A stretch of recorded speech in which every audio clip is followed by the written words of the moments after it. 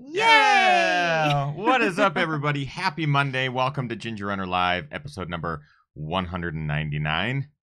We are getting up there. Big celebration. Big celebration. Huge. We have just reached 100,000 subscribers on Ginger Runner. Yay! Yeah. Tonight's going to be a fun episode. It's one of the fun...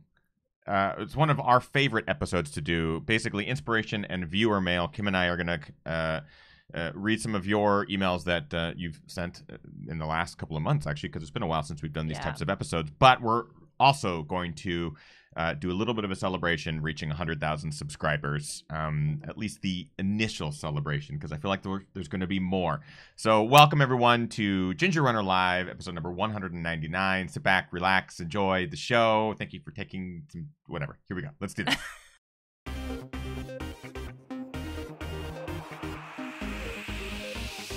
Ginger Runner.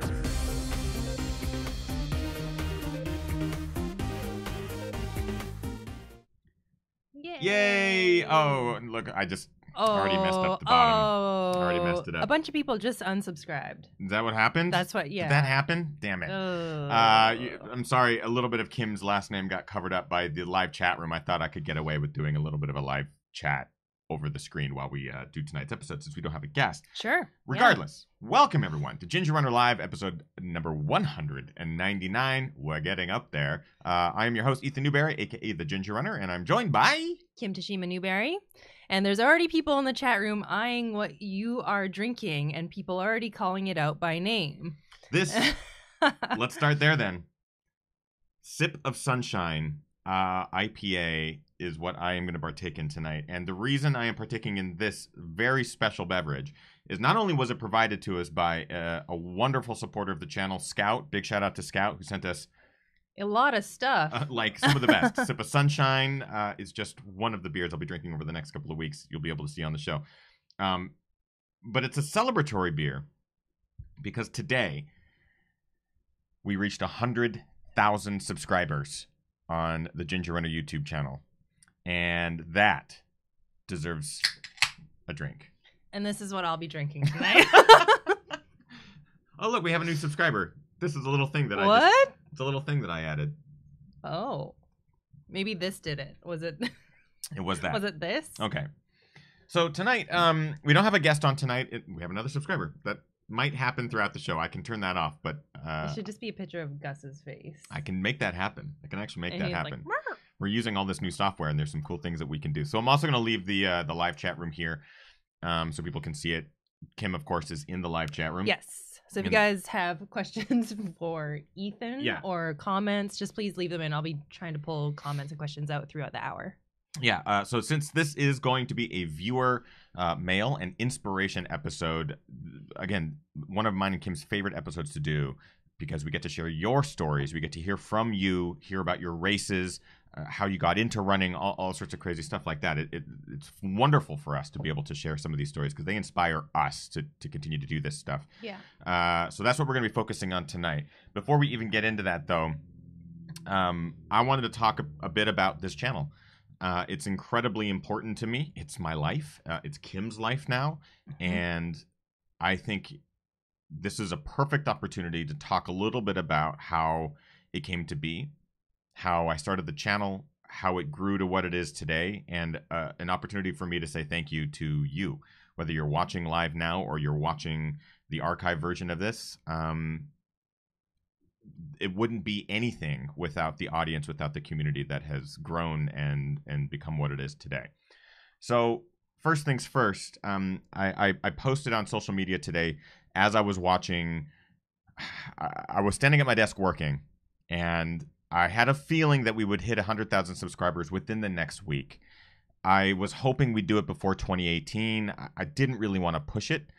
My big thing is I hate a lot of self-promotion in the sense, like, I just didn't want to make a 3-week long push just to get 100,000 subscribers before the end of the year last year. So I knew it would happen at least some point in the last week. That's basically what I'm sorry. I'm going to take off that little subscribe thing because I feel like it's just going to keep popping People thought up. it was Super Mario Star. It is. It's like a little Super Mario Star. And just to quickly interrupt you, we please, have our good friends from Rabbit in the chat room tonight. Huge What's shout up, out to Rabbit. Rabbit just says, "Congrats from all of us at Rabbit in Santa Barbara." We hope to get back down there very, very soon. We do. And Rabbit is an awesome crew. We've got to witness some of their founding members run 100-milers at Cascade Crest. They have an amazing team and amazing gear. So definitely check it out. They're a great support system. And some of their top athletes right now are crushing it. Yes. I think they have a lot of athletes running way too cool this weekend, too. So we knew that we would hit 100,000 subscribers at some point in the next week. I didn't expect it to happen today. So I was standing at my computer working, and I pulled up the live count, just been keeping an eye on it from time to time. And I just sat there in like thinking about the last 7 years and reflecting on the journey and why this number was important. So I'm going to take you guys back a little bit to discuss why the channel started, why it's even here, and what's kept it going. We also have the Run Steep crew in the chat room tonight as well. Nice. Love them. Do we know who is it? Jamil? It's the Run Steep TV handle. Okay. It could be any one of the, regardless of who it is behind the handle. Shout out to you guys. Yeah. So in 2006, right before I moved to Los Angeles, I started doing local sketch comedy videos with my good friend Justin. And during that time, YouTube wasn't even a thing. Like, it was a platform where you could upload a video and send it to a family member sort of thing. It was this crazy new technology. The idea of sharing videos online was brand new. No one was doing it. It was completely unheard of. And the technology was really rustic, I think is a good word. So I moved to Los Angeles and continued to upload comedy videos for various reasons. I was like, this is a great way for me to create my own content, and it's a great way for me to have my own comedic voice and not have a boss telling me what to do and that sort of thing. It was a creative outlet for me to continue to do comedy and not have to worry about getting hired for jobs and stuff to do that. Over the next 5 years, I created a lot of videos and got a lot of recognition from YouTube because they were, again, still a new platform, and they chose my sketch comedy channel as one of the best up-and-coming channels. And it grew, but not well. I had a couple actual viral videos that got millions of views.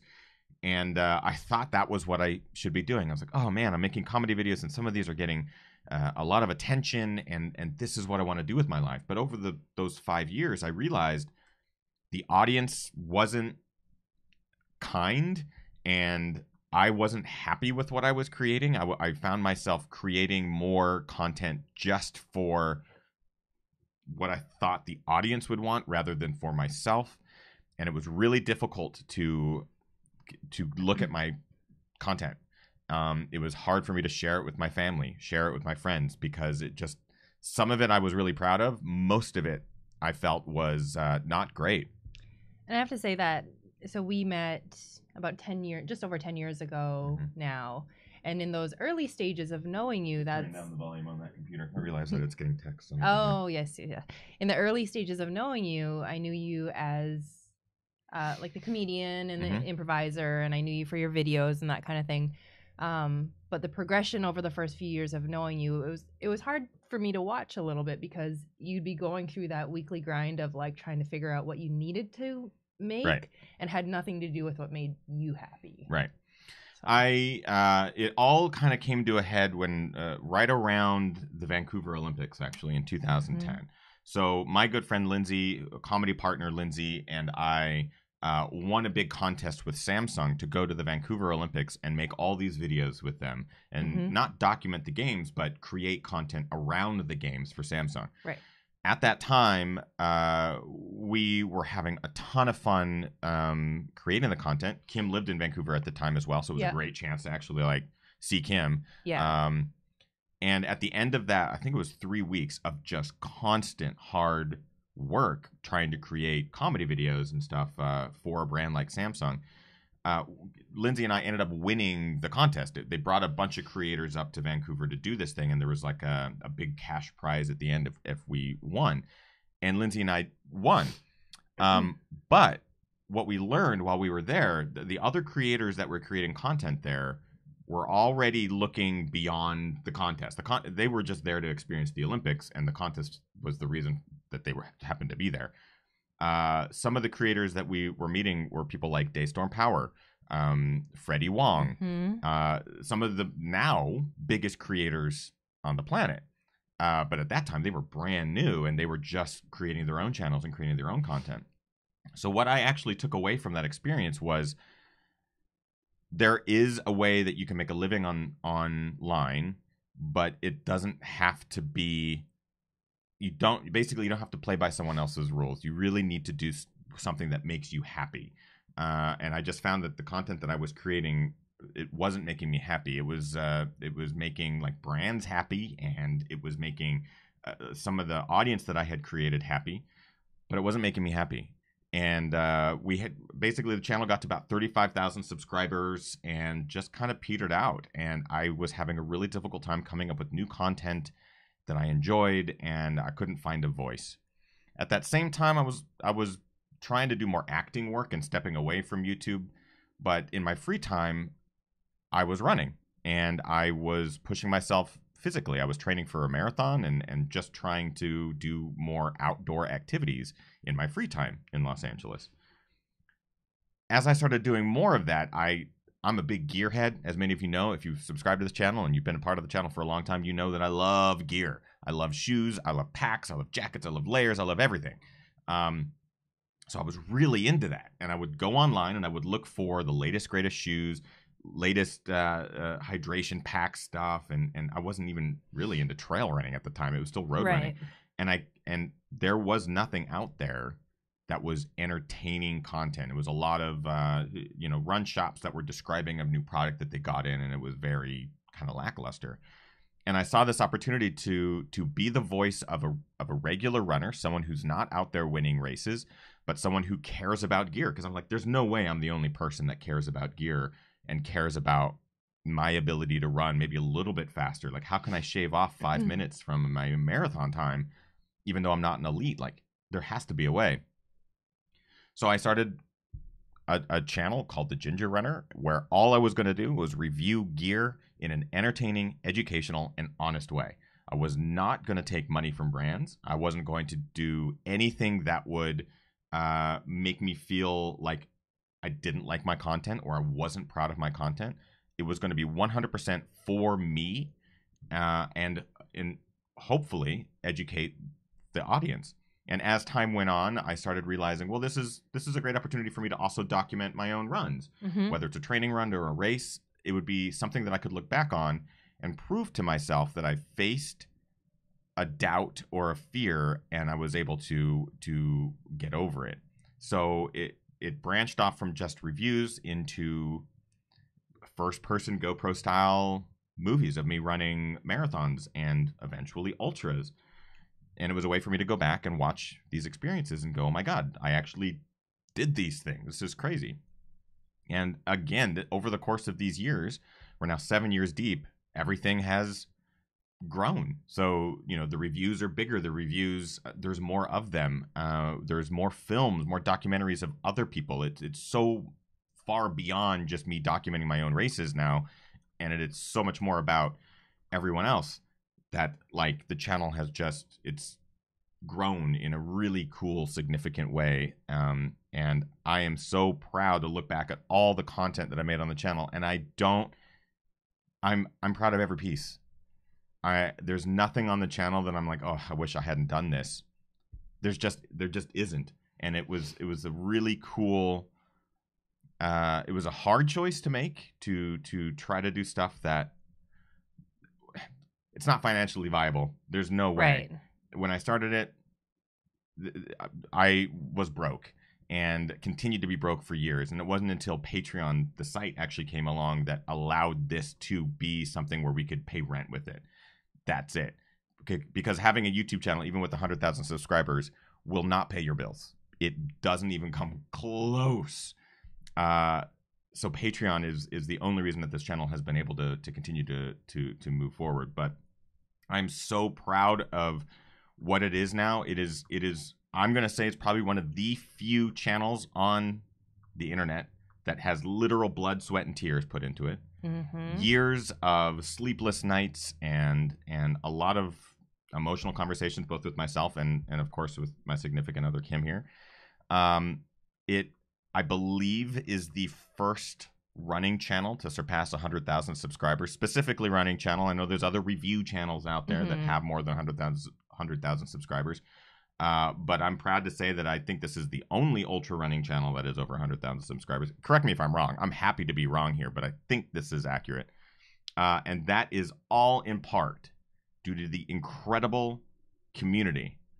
People who understand that it's not always about being first, that you can be in the middle of the pack or the back of the pack, and your journey and your story is just as important. And I love the inspiration that people give us. People who are maybe running their first ultra, running their first marathon. People are continually inspired and inspiring. It's a continually evolving channel, and I'm just so excited that we reached this milestone. Someone today on Facebook, after we reached it, posted, "I'm so mad that there's people out there that have millions of subscribers and the content is garbage." And I will say that for me, I would much rather have 100,000 of you than a million of nobody. You know what I mean? Right, and I think that's a big difference, or one of the big differences from your running content versus your early day comedic content, is that the people that are watching your videos and engaging with you or with us, they are really in it because they find your content enjoyable or useful. You know, it's just not, I don't know. The engagement is so much more meaningful, I guess. It's a fantastic thing, and I just can't say thank you enough. I just can't, because it's as much as it's about a number right now. Like I told myself at the beginning of the year to just stop thinking about numbers, because algorithms I cannot control, websites and social media I cannot control. The fact that YouTube has basically demonetized every single video on my channel because it considers them inappropriate, I can't control that. Right. I can fight it, which I have been, but I can't control it. What I can control is my own happiness and my own ability to just continue to create and be happy with what I create. The only milestone that I cared to even hold on to was this one, because this is a 7-year journey, and it proves that as long as you have hope, even a little bit of it at some point, and you just work really, really hard, you can achieve something. I don't get anything for 100,000 subscribers. I believe YouTube will send me a plaque. They have like a play button that they send to 100,000 subscriber channels. But the problem, I believe, is that those are back ordered like 8 months or 10 months or something. So I don't think I'll get it this year. Regardless, thank you. Thank you. This is our milestone. This is not the Ginger Runners channel milestone. This is the community's milestone. It continues to grow, and I think that's really, really neat. I think, oh yeah, here we go. I also want to add... That's our active live subscriber count right there. I also want to add that we kind of talked about it a little bit earlier today, and it's something that maybe you won't really say so much about, but I'm super proud of you because you are doing everything on your own. You know, there's YouTube networks and affiliates and stuff like that will reach out to people to basically kind of buy them, I guess, or help, you know, get them to work under them, help promote them. There's obviously brands and that kind of thing that pay people to make content. There's creators that are putting out much less content than you, that go out and hire editors, hire composers, hire whatever. You're doing everything on your own. I think that's pretty amazing, and I think that speaks volumes for your passion behind this. I think that's pretty cool. When I started the channel, one thing that I wanted to make sure, because I didn't want to start creating content for a channel that I was going to hate in 2 years, like I did with my comedy channel. I wanted to have a channel that I could continue to create for and be proud of, and that involved, I wanted to make all the music, I wanted to do all the design, I wanted to do all the editing, all the directing, all the film. Like, I wanted to do it all. That's part of this entire thing. So I have no what are called major. They're called MCNs. I forget what the M stands for, but it's multi-channel network. They're large conglomerates that buy up a bunch of small channels, or they offer you a percentage, and then they go out and they get you all the views and they get you subscribers and all that sort of stuff. So I got approached by maybe 70 plus of those MCNs, and part of it was refusing every single offer. I needed to be independent, and I didn't want a single view to come from anything that was non-organic. I didn't take any money from brands. There's two partnerships, actually. One with Nathan Hydration. They were so animate about creating something with Sage Canada at Western States. It was awesome to work with them. They helped pay for travel, essentially. And Cinto, we managed to create something pretty cool with Where Dreams Go to Die. The movie itself is not sponsored by Cinto, but they helped with the tour. They provided prizes that we gave away at all of the tour destinations, which was amazing. Other than that, I don't partner up with brands at all. I don't accept money. They do sometimes provide review product, but even now I go through Running Warehouse. Running Warehouse provides all the review product. So I can be honest and objective, and there is absolutely no bias one way or the other, because I don't have to worry about being biased. So all of these things were incredibly important to me, and to be as independent as possible. So to reach 100,000 subscribers, that to me is a huge milestone, because it's 100% organic. There's no 5 million subscriber YouTube channel that's going, hey, go subscribe to this channel. That's never happened. These 100,000 subscribers are organic. It's from you guys telling your friends or telling other communities to go check out this guy, check out this review, or check out this video. That is awesome to me. I'm more proud of that than anything. Because it's literally a testament to every minute of work that's gone into it. So again, I have to thank the community, all of the subscribers on the channel, of course, and the Patreon supporters. It doesn't matter what level you are. If you are a Patreon supporter, we appreciate it, because it's allowing us to continue to do this week after week. A new video, at least one every single week for 7 years. And YouTube is not paying that. So thank you, Patreon supporters. Specifically 3 individuals who are at the top tier, supporting and bringing us Ginger Runner live week after week. Chris Lee in Hong Kong. He's basically started this big organization called Trailblazer there. They have a really cool headquarters. If you find yourself in Hong Kong, reach out to Trailblazer. They're right there. You can go find information about all the trails that are within minutes of the city. Brian Sands, big shout out to Brian Sands, who not only ran his first marathon last year, but is currently training for his first ultra marathon. And we get to see Brian this week. We get to see Brian in a couple of days. He's going to be hanging out with Brian all weekend. Yeah, it's going to be actually pretty cool. Brian Sands is doing a trail running camp this weekend on Orcas Island, which Kim and I will also be at. So we'll get to hang out with him, and maybe we can get some interviews with Brian and on how his training is going. Brian, surprise. Maybe we can do that this weekend. And Rick Bjarnason and his team at cheekymonkeymedia.ca, which is a Canadian website creation company. They've been working hard on the new Ginger Runner website, and we've been communicating back and forth, and there's going to be a new site coming very soon, thanks to him and his team. And he himself is also an ultra runner and is a big supporter of the channel for a long time now. So big shout out to those 3 individuals. What's going on in the chat room? Because I know we have this live chat room. I can't really see it because it's so small, but what's been going on? Well, there's lots of questions for you, and maybe the top requested question was for me to give you the quickie question quiz at some point tonight. So I think maybe we should do that. You'll have to pull it up. Maybe we can do it either later in the show or in the post show. Yeah. Let's see. And if you want to maybe take a question or two right now, there's a question from Marie in the chat room that says, Ethan, as the channel evolved, did you see yourself now more as a movie maker than a YouTuber? And also, how do you think you evolved as a movie creator? That's a good question. So when I started the Ginger Runner channel, the term YouTuber was pretty new. So in 2011, YouTuber was a pretty new term. It was basically there was probably a handful of people that could call it their full-time job. I would say 100 people on the internet could call themselves professional YouTubers in 2011. That number is probably off, but there were not many, and I knew most of them firsthand. So at that time, I would call myself a YouTuber because the goal was to create new YouTube content every week. In many cases, it was reviews, and it wasn't until I started to document the runs that began to shift. So early on, man, there's so many people to thank too, and I'll probably try to do as much of this in the show tonight.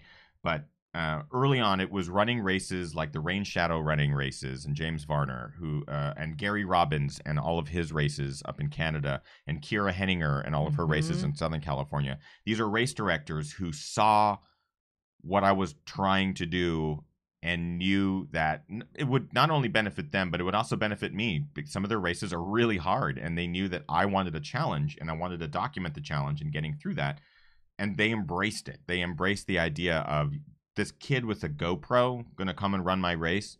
I'm cool with that. Like, that sounds neat. That no one's really doing that. So let's bring him in. So early on, it was just documenting my own runs, and I was going to, make some music and edit the footage to the music. And it wasn't until maybe 4 years into it, so only a couple years ago, that I now look at myself as a movie maker. I'm not shooting on film, so I don't call myself a filmmaker, but a lot of people in the industry will consider what I do now as filmmaking. I definitely consider myself a movie maker now. Like, Where Dreams Go to Die was the first time I've ever edited a movie over an hour and 15 hour, 20 minutes long. It was not easy, and I have this newfound appreciation for anyone who creates content like that. It is so big and difficult, and especially even if you have a team. I don't have a team, but it's an incredibly difficult thing to do. So that I'm proud of the fact that I now make stuff like that. I haven't documented my own stuff in a long time. I am running Chucking at 50K here coming up in a couple of weeks, and I do plan on documenting that kind of the old school style. But for the most part, I consider myself more of a movie maker now, and trying to create moods and emotions. You'll see content that I post to the channel though that is more of the YouTuber based content, where it's just kind of fun.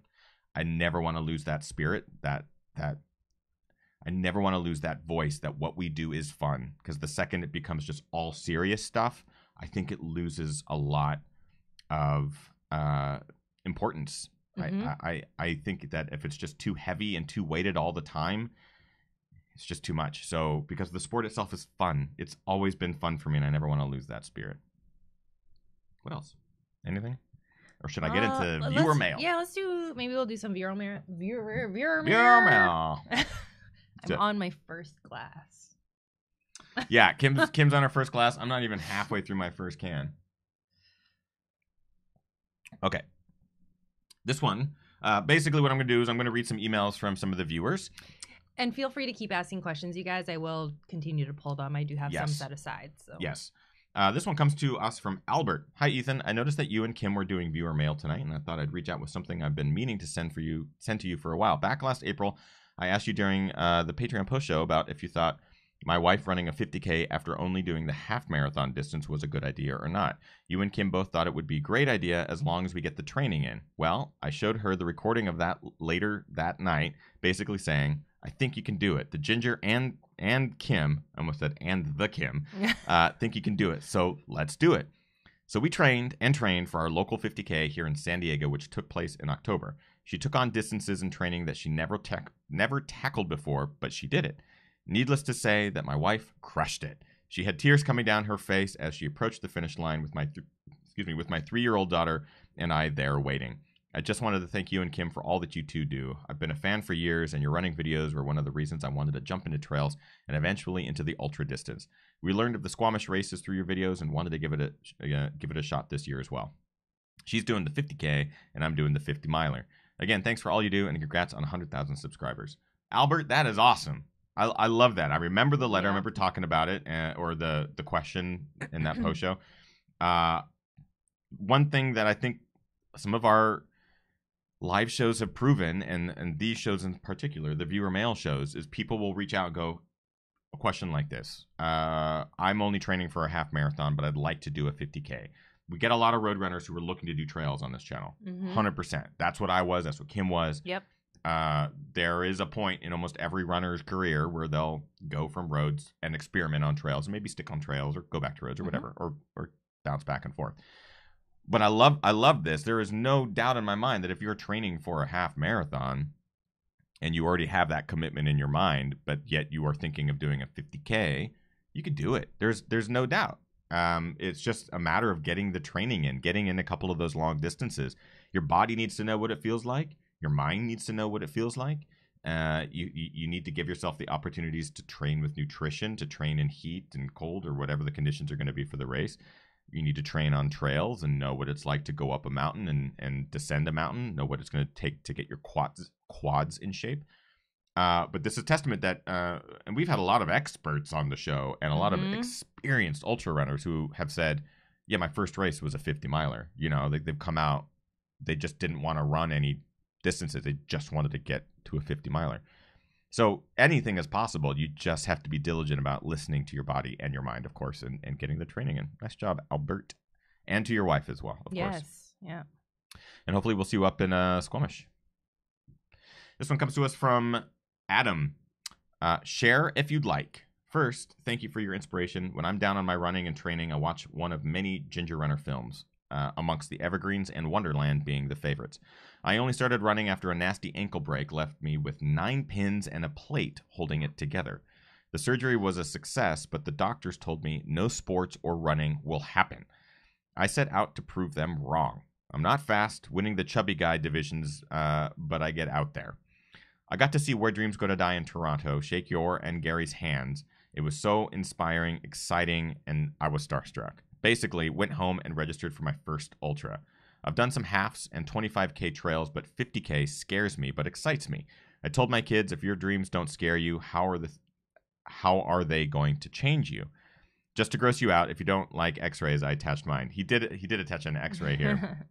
I think I can, I'm going to see if I can download this and show you guys here in just a second. I might just take a quick little, give me 1 second here. But I love that. I love that, like watching a movie or meeting someone like Gary. I'm just going to let you know, if any of you get a chance to meet Gary, you're just going to shake his hand and go, yeah, I want to be like this guy. There is no doubt about it. He's one of the kindest dudes out there, but he's also one of the most inspiring dudes out there. It's pretty awesome. I don't know why in the world I can't show this picture. Sorry, I can't show the picture of the x-ray. I apologize. What's going on in the chat room? Let's see what is going on in the chat room. Kimosabi75 says, anyone else blame Ethan for their running swags collection, race medals, bibs, shirts, etc.? You're the fuel for that. I don't take blame. You need to blame yourself. You need to blame yourself, because if you're out there getting the medals, you are earning those. You're also getting a lot of hair comments tonight. You just got your hair cut, so maybe that's why. Look at that little curl. Yeah. A little extra lift on top. A little extra lift tonight, guys. This comes to us from Amber, longtime viewer, longtime supporter. Hey, everyone, just want to say a couple of things. So proud to be a part of this community, because seriously, you guys are the bomb diggity bomb. I would say the rest of the words from that Kid Rock song, but honestly, drawing a blank. I do have a couple quick questions for the community. One, with using Squirrel's Nut Butter, do you prefer the deodorant stick holder, not a true deodorant, although it smells so good, or the cylinder holder? We'll get to that in a second. Second, what was your favorite sport at the Olympics this year? We totally got into curling this year, along with some figure skating. Happy Monday. Always love viewer mail. Cool. For the Squirrel's Nut Butter, I use the little sticks. It's easy for me to get it to the places that it needs to get to. Yeah, I usually use the sticks too. I do carry a contact case in my pack, and half of it is sunscreen and half of it I've scooped out from the jar type thing, but I feel like the sticks seem to work a little bit easier for me. And the second part to your question, what is your favorite sport at the Olympics this year? I love curling. Yeah, Kim is a big curling fan. I think it's very exciting. Even though people think it's boring. I thought the gold medal match was great. Yeah, I thought it was really good too. Yeah, I'm trying to think of what were the other highlights. I love any of the sliding sports. What I hate, and this is every time the Olympics happen, I hate the coverage. They do such a terrible job. I thought you were gonna say they need to fix the problem with the ties. Oh, well, that was the second part of it. But they don't do a full coverage. I just want to watch everyone go. They do that highlighted, condensed version. unless you're up at 2 or 3 in the morning watching it live. But even then, I didn't feel like it was very spectator friendly. And they allowed ties. I get it. I think it's adorable. Canada won a gold medal. Cute. But they also won a gold medal with Germany. I think when speed skating, like short track, they're getting to 1,000th of a second, or in Nordic, you're getting to 1,000th of a second. I think you could get to 1,000th of a second with bobsled, luge, skeleton. I think you could do that. I don't think we need the ties. I don't know why they're doing it. Elena in the chat room asked, is Squirrel's Nut Butter like Run Glide or something? Yes. Yeah. It's like Body Glide. Body Glide, essentially, but it's natural products, and they're small business, and good. It's good stuff. Like, when I made the switch, I'm always really skeptical of new products, but they sent us a box of some of the samples, and I still use it. I have like a box full of additional units I just use all the time. It's great. And I think they just released some new products as well on their website. So. Yep. Cool. This one also comes. This email comes to us from Marie Claude. Hi, Ethan. I've shared part of my story when I met you in Ottawa through sobbing. So many emotions, probably looking a bit insane. So I thought I would share again tonight with looking a little less hysterical. So there I go. My body had always been something hindering me, limiting me in achieving what I wanted in life. As far as I can remember, food has been a source of reward and punishment. I was always the fat kid in school. Gym class was my worst nightmare. In high school, the class started by running a mile, and later a mile and a half. Everyone was waiting in front of the gym for me to arrive, shamingly walking to enter the gym and start the rest of the class.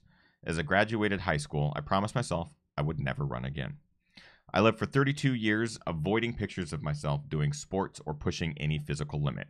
So I pushed myself mentally, trying to be the best in school or at work, trying to balance out in a weird way the fact that I somehow gave out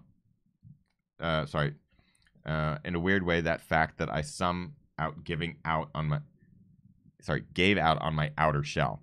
Being good in school or overachieving at work was part of my self-worth. In January 2014, at 300 pounds, a friend of mine sent me a picture taken during a Christmas party. I did not recognize myself.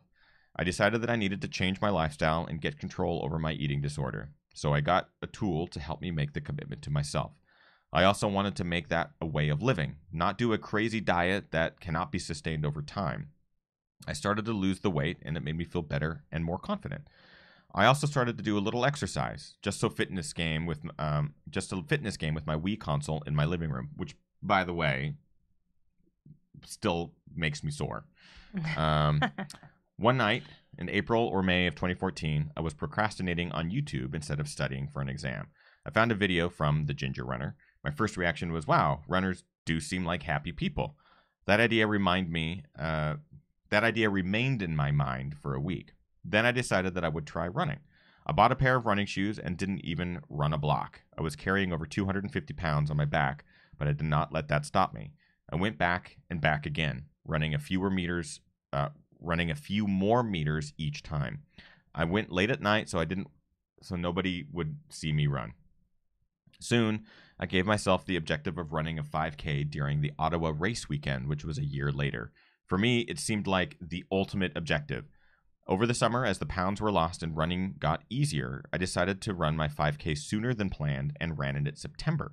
I started running to help lose the weight, but soon found myself losing the weight to run better. As the time went, I ran a 10K and then a half marathon. I kept going back to Ginger Runner films to find inspiration and motivation. Finally, I registered to run the Montreal Marathon. I trained for a year for that race, making it my main goal of 2017. However, 4 days prior to the marathon, it was canceled. The weather forecast was 100 degrees Fahrenheit, so it was unsafe to hold the event. I cried my eyes out. I decided to find another marathon and found a tiny one 3 weeks later. The new marathon was mainly for experienced runners to get qualification for Boston. So, on October 15th, 2017, a few first-time marathoners lined up with a bunch of experienced ones to run 26.2 miles. 1 mile in, I got a cramp in my back of my left thigh and got panicked. I then remembered from a Ginger Runner video that Gary Robbins ran the Wonderland Trail with the broken toe. Yeah. If he can do that, so can I. So I kept going, and 5 hours later, I was a marathoner. Since it was meant Sorry. Since it was meant as a Boston qualifier and trying to keep the race prices low, there were no finishing medals. I decided to make one with the cork of the bottle of a champagne that I shared with my friend who raced with me that day. As life sometimes makes things so perfect, I was a week later on my 36th. It was a week later on my 36th birthday, meeting you and Gary in Ottawa during the Where Dreams Go to Die tour, getting my homemade medal signed. Being a runner is now a big part of my identity, as it helped me center my lifestyle over taking care of me, both physically and mentally. I can truly say for the first time in my life that I'm happy and feel strong and confident in every aspect of it. I also discovered over my 4-year journey that if we dare to try, we could find a version of ourselves that we didn't know existed, that we are capable of so much more than we can dream to accomplish. Thanks again, Ethan, Kim, Gary, and all the Ginger Runner community. Without knowing it, you guys all had such a positive influence on my life. I love her story. I love her story too, and it was awesome to meet her after the Where Dreams Go to Die show. I hadn't met her before that, and I don't think we emailed back and forth, Marie-Claude, but it was almost immediate that you were telling me the story that like I grabbed Gary and we had to hear it, and it is incredible, and it's awesome to see how far you've come. And when you told me that when one marathon was canceled, you immediately tried to find another one and sign up for another one, I'm like, that's that ultra mentality. Like that's that passion for this sport, where you know that you are physically ready for something. You need the challenge. Like you need that challenge, not only for your body, but for your mind. I think this is one of my favorite stories, and I really appreciate you sharing it with us. It's amazing. There's a comment from Albert in the chat room. He just read his story. He said, Ethan, thanks again for reading my email. My wife Ethel just got home and I played it for her and she nearly teared up again. I think that's pretty cool. Nice. And I do want to give a couple shout outs. We have Chris Danucci in the chat room. Hey, Danucci. Danucci says, dude, you're a storyteller and legit filmmaker, so good. And also, old friend of yours, Shot Science Basketball. Hey, says, congrats on 100K, old next up, brother. Nice. If you're not, this is actually a great opportunity. I wanted to make sure tonight during this episode that there are other channels out there that I would like to thank and shout out. Of course, Shot Science, old school. So I talked about YouTube recognizing my comedy channel. They have a thing called the Next Step program. This was the first time they'd ever done that. I believe it was, correct me if I'm wrong, but I think it was 2009. I think it was around somewhere around there. Somewhere around then that they recognized a bunch of channels. Shot Science in the chat room is one of those channels. So we got to hang out at Next Up and we got to meet each other. It's fantastic creator and b-ball player, let's be totally honest. But he and his family have created just, how many videos are you guys at now? Hundreds of basketball themed videos and tutorials, and they're absolutely fantastic. So other channels that you guys should definitely look into subscribing to. I'm going to actually pull up my my YouTube feed. I was going to say, there's also a few questions that have been popping in and out of the chat room of asking you what are your favorite like non-running channels to subscribe to, or what do you like watching on YouTube? So it goes all over the place. As you know, as subscribers or viewers of just this channel, you find yourself going down rabbit holes constantly. I know lots of people that will watch my channel for months at a time and then go off, maybe not catch it for a long time, and maybe come back later and try to catch up. That's also why I try to continue to do new and creative content, because I like it when people come back to the channel and go, oh man, like I remember watching your channel 2 years ago and I just watched this most recent video or movie and it is so different and so much better, or there's been growth.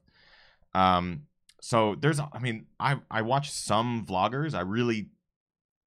This is just me as a creator, but there's a certain element of the look at me sort of thing that kind of turned me off from me documenting my own races. That's kind of why I stepped away from doing that, because it really is just pointing a camera at your own face and talking. I'm realizing I'm saying that as there's a camera pointed at my face and I'm talking, so I get it. I get the irony there, but the reality is a channel that's dedicated to just vlogs is having gone down that road years and years ago. It is an opportunity for deception, in the sense of, here's how great and amazing my life is, when the reality is everyone's life is not like that every single day. So every time I watch like a vlog channel, I sit there and I just question how much of this is real, and I'm really cynical when it comes to that sort of thing. So how much of this is this person being authentic, and how much of this is this person being the YouTuber that needs to get 1 million subscribers or that sort of thing. So I lean away from that sort of content. But there are still a lot of people out there that are doing truthful and honest content that does give me joy. There are other people in this space. For example, Runs Deep Get High. Jamil Curry and his whole team in Arizona create constant good content. They're doing work. They're doing work. He's got a great team there. They're doing like news shows every week now, podcasts. He's doing daily vlogs. I know that he goes in and out of the daily thing, but I can understand why. But he documents a lot of his own races. He's a race director. But he's always creating cool new content, and it's a really unique look at what it's like to be an ultra runner. So I really appreciate everything that he's doing. The Gearist, my friend Brandon, who's been doing it for a long time, he's, I think he's creating content on the semi-regular still, but The Gearist was a great channel that was there before I got started reviewing gear and stuff like that. And he and I have been friends now for a long time as his channel has continued to grow and he's continued to grow. I recently, this is a channel that I just found. And by the way, these are channels, go check them out, subscribe to them, share the love, because they all deserve subscribers as well. Before I get to the one I was just going to talk about, Sage Canaday, of course. Sage has been not only a friend to Kim and I, but he's so unique in that he is an elite sponsored athlete that is creating very regular content. So not daily. And I feel like he's just doing his own thing. He doesn't, he's not I worried about it. He just is putting out his own thing. I love that. Yeah. It is so hard to be unique. It is so hard. And to be yourself. To be yourself. On this type of platform. Even more so, yeah. Even more so to be yourself. And Sage has not deviated from that. Sage is Sage is Sage. And it's awesome.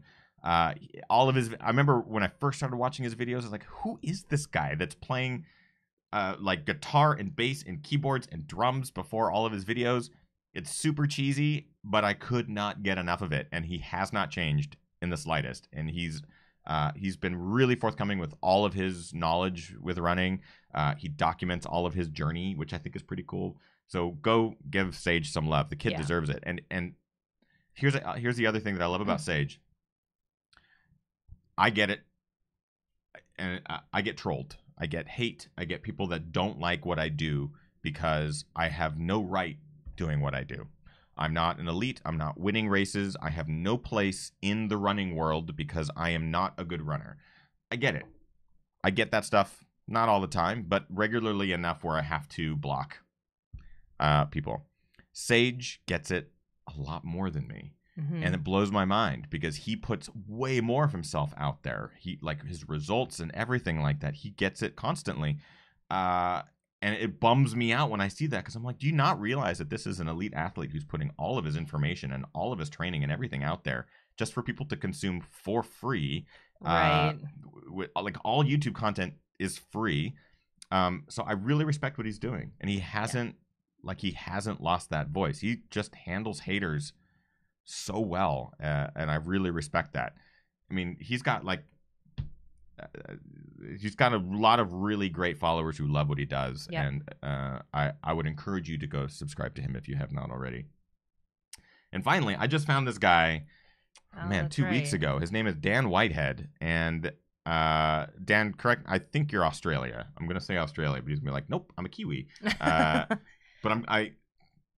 it's Australia and New Zealand. I apologize, Dan, but he doesn't have a lot of subscribers. He has very few, but he's doing incredibly beautiful content. It's very, he has his own voice. It's beautiful looking footage and content.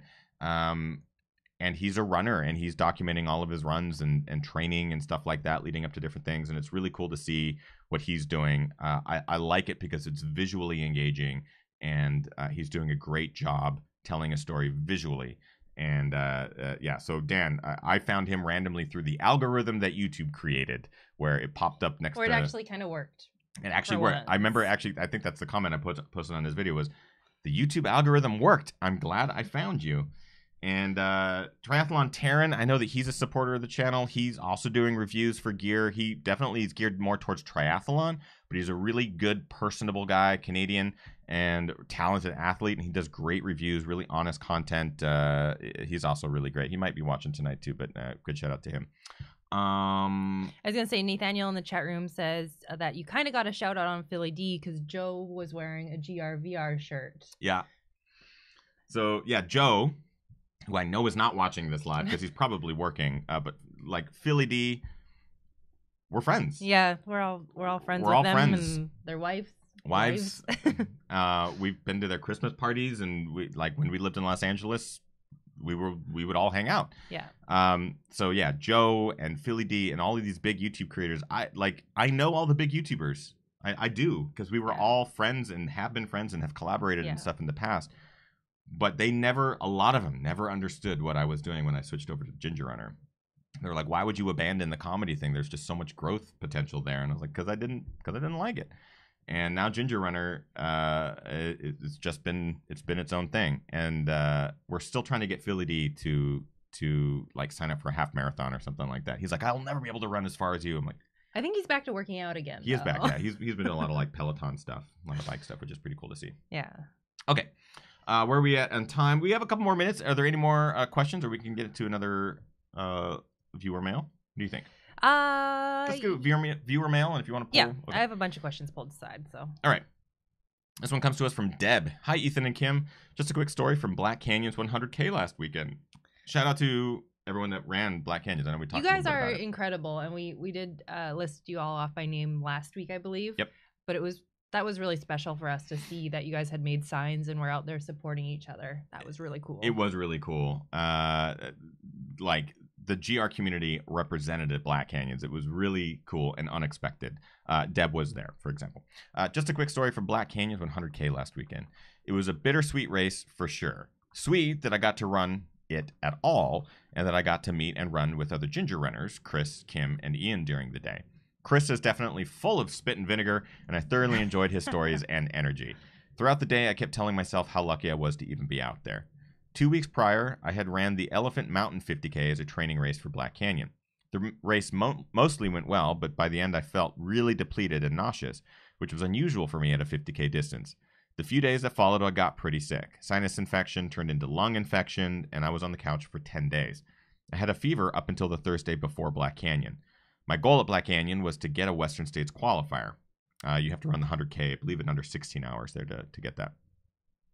Knowing that I wasn't 100%, but still feeling confident that if I did the race at a very comfortable pace, I could get my qualifier and not relapse with the illness. So I showed up to run on Saturday at the start line. After 11 hours of running, I knew I had to hike the rest of the way. I had less than a marathon to go, and in my mind, thought a 6-hour marathon hiking would be no issue. Well, as the hours and miles tick away, and I was really not paying attention to the clock, I was told that I had less than 2 hours to cover 12 miles. Panic overtook me, and I dropped the F-bomb a few times as I tried to start running again. Running was a loose term, as the fastest I could pull out was a 12-minute mile. Every time I tried to run, I would get dizzy and start blacking out. Well, for those that saw the results, I was the first finisher over 17 hours at 17:01. I believe it's 17 hours is the Western States qualifier. Right. This is the bitter part. Of course, looking back, there are 100 places where I could have made up 1 minute or 5 minutes, but I can't look back. I'm still 100% happy that I decided to run this year, even with the results. I got my finisher buckle, met new Ginger Runner fans, and hopefully lifetime friends, and have a new good story to tell. It's all about the journey. Keep running, my friends. So, I think this is a great story because we all set goals for ourselves. In this case, Deb set the goal to get the Western States qualifier at Black Canyons 100K. You can go into any race with this goal, whatever your goal is in mind, and go, this is an achievable, attainable goal. I know that if I do this and this and this, I will be able to achieve it. But in Ultra, there are no guarantees. Yep. And just to share my story to dovetail with yours, Deb, it's been a while. It's 100,000 subscribers. It was worth it. I can't believe that's the first dovetail you've dropped tonight. Dovetail. Mm-hmm. Dovetail? Sure. Okay. It counts when Kim says it too. Anyways, my first 50 miler was at Leona Divide. It's a Kira Henninger race. If you get a chance to run it, highly recommend it. I will warn you, it tends to get hot. So my first 50-miler was one of the hottest years of this 50-mile on record. And at that time, Western States qualifiers were 50 miles, 100 Ks, or 100-milers, and there were a certain list of them. Leona Divide was one of the 50-milers that would count as a qualifier for Western States. In my mind, I went into Leona Divide with not even the goal, like, it wasn't just finishing. I needed to get a qualifier. It was like, I want to get a qualifier. I want to get under, I think it was 12 hours. You got to finish the 50-miler under 12 hours. At that point, I had run a couple 50Ks and was like, okay, if I work out the math correctly in my head, I should be a couple hours under the qualifying time. 12 hours, and I believe it's 9 minutes is what I ended up finishing that race in. And I will tell you, those last 3 miles went from I'm getting it, I'm totally getting it, to I can't even move. It was just this uncontrollable body shutdown, which resulted in like a week of body temperature regulation issues and all sorts of just like, I would take an ice bath and I would still be boiling hot when I got out, and all sorts of terrible, terrible things. Like heat stroke was real. But I didn't get my qualifier. And in fact, I didn't get I'm trying to remember. I think my first and only qualifier was Quicksilver 100K, which is actually coming up. And I have an announcement about that coming up probably in next week's show. That's right. But because I don't remember if Cuyamaca was a 100K qualifier when I ran that. There's all sorts of things. But regardless, I missed it by minutes, just like you, Deb. And I promise you, that is going to make you stronger. As much as it sucks right now, because you realize it's a minute off. And like, just think of all the different places that I could have shaved it here or shaved it there. It's people missing Boston qualifier times by a second, right? They cross the finish line, they miss it by a second. It happens, and it happens to the best of us. But it's also part of running ultra distances. And I promise you, it's going to make you stronger and fitter and more confident going into your next one, because now you have a bone to pick, and that's when things get real. So I'm proud that you got it done. That's what you need to celebrate. You had a rough last marathon there, and you came off a week of sickness. So I think you have a couple of outs. So congratulations to you, Deb, on crushing the Black Canyons 100K. And you finished, and I think a finish is reason enough to celebrate, even if it's not quite on the mark. Yeah, and I had friends that ran that, and everyone came back saying that the canyons were hotter than they expected, and the race was more difficult than they expected. They talk about it being a net downhill. The reality is that doesn't mean it's going to be easier. If anything, it means it's going to be harder because you get so much more banging on your quads and stuff like that. So congratulations, Deb. And congratulations to all of the Ginger Runner community who are out there running and racing. That's it for viewer mail. I know we still have maybe 10 more viewer mails to read, but we'll save them for the next episode. Any last chat room things? Well, I was going to say, first of all, a shout out to Gearist, who just popped into the chat room as well, to say, happy 100K, sexy. You don't look a day over 99,000. Appreciate that, Brandon. Really appreciate that.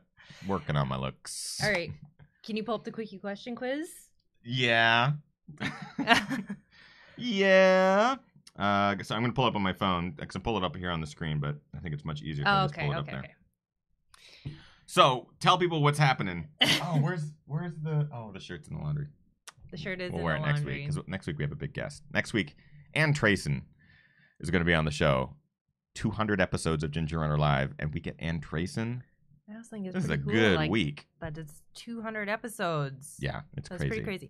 Okay, so I think the most requested question in the chat room tonight was to do the quickie question quiz for you. So I'm going to ask you a series of rapid fire questions, and you're going to answer with the first thing that comes to mind. So when you're ready, give me the thumbs up. That's a really good... Does I sound just like you? Thumbs up. There's a beard there. That's what... Okay. We're ready. All right. I'm going to take 20 minutes to answer these. What was your first race? If I remember correctly, it was in 7th grade. It was the mile in junior high, and I did not do great. All right. Favorite place to run? Right now, I really like the Issy Alps, which the Issaquah Alps, which are near us. Yeah. It's beautiful there. And roads or trails? Trails. Yeah. Bucket list race? I would almost say the Whistler Alpine 100K. I think that's going to be a bonkers race. Everyone says so good. It looks so good. Everyone says UTMB. I will say as my bucket list race, UTMB, but not during UTMB. So running around Mont Blanc, maybe like the week before, and doing it like a multi-day thing. Same with the Wonderland Trail. Yep. Guilty pleasure TV show. We just started watching. Was it Ugly Delicious? Ugly Delicious. We love food shows. I love food shows. So any like food show, like not Top Chef, but what's the chef one that we just started watching on Netflix too? Great British Bake Off is fantastic. They're so nice. They're so kind. I do love some British Bake Off. Yes. Post race indulgence. It's usually a beer. It's usually some sort of IPA or beer. But if it's a food item that you're asking, I don't know. What are you asking? Drink or food? The first thing that comes to mind. Either pizza or a donut. All right. Or a beer. That's fine. Yeah. And your current running kicks. Figuring that I rotate through anywhere from 10 to 15 different pairs of shoes at a time. Let's rephrase that then. What currently is your favorite shoe? Oh my God. You can't do that. This is my show. You know that every day people ask me that. Yeah, and I know. Why do they ask this? All right, fine. Fine. I will say the last pair of shoes that I ran in. Yeah, sure. That I haven't already reviewed. Yeah. Was the Nike React. So the new Nike React shoe. They're currently in rotation. They are surprisingly better than I anticipated. That is my initial 5-second review. But I'm rotating through 10 to 15 pairs of shoes right now, and there are more on the way. It never ends, and I wouldn't have it any other way. And that's it. You passed. I did? Yay! Oh, so good. So that is episode number 199 of Ginger Runner Live. Thank you, everyone, so much for the support. Go back, listen to this episode again, find those channels that I recommended, go subscribe to them, share the love. Like, there's no benefit of having 100,000 subscribers without them going and subscribing to you guys, going and subscribing to other channels, because honestly, we are a running channel. Like, that's what's so crazy to me. We're a running channel, specifically an ultra running channel, and we are an amazing community. So let's spread the love. If you are a Patreon supporter, we are going to do our post show with you here in just a couple of moments. Yep. And we are basically going to spend the next 20 minutes just thanking you, because this channel would not be here at this point without Patreon. We'll also probably refill our glasses of cider. So there's no doubt we are going to refill for sure. So if you are even curious, like, what are they talking about with the Patreon thing? Or if you thought about it but never committed, consider it. Patreon.com/thegingerrunner for as little as $1 a month. That's all it takes. It's a fraction of a cup of a coffee. It supports the channel, and you get to access all of the post shows and stuff like that. It's a lot of fun, and it's pretty easy. And again, it keeps literally the lights on and the mics hot. I think that's it. I don't think I'm forgetting anything. I always do. I think that's it. Again, congratulations to you on your huge, huge milestone. I'm very, very proud of you. Thank you. It's pretty cool to see. I want to see if I can. I was going to pull up the current subscriber count. Let's see. Turn that off. Nope. Turn that off. Wait, no, turn that back on. There you go. Oh. Sorry. Oh, what happened? Uh-oh. Damn it. Oh, boy. I wasn't going to boy. It all got messed up. We're at 100,056 current subscribers. So today we did it. Today we managed to pass a milestone that I never thought that we would pass. Thank you, everyone, for the continued support. Get out there, train harder, race harder, and party the hardest. We'll see you guys next Monday. Week. Bye. Bye.